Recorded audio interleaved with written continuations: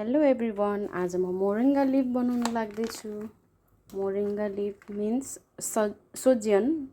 सोजियनको पत्ता।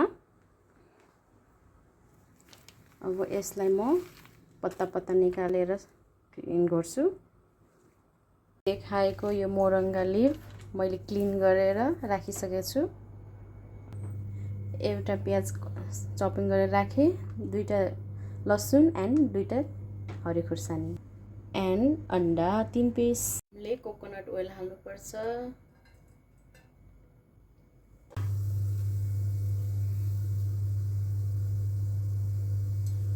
प्याज हाल्यौँ,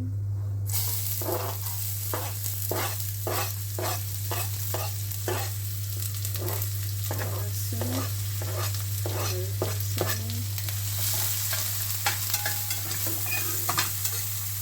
खुर्सानी, सल्ट हाल्यौँ,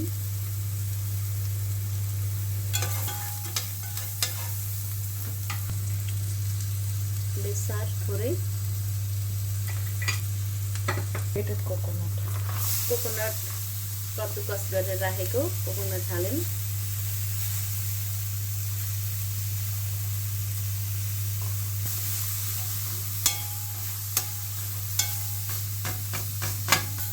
मोरिङ्गा लिफ हाल्यौँ,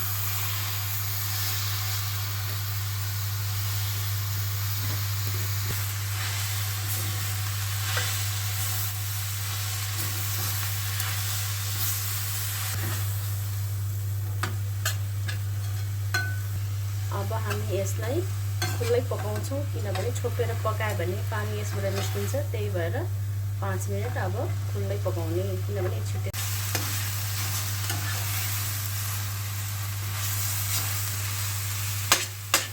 अन्डा हाल्यौँ हामीले,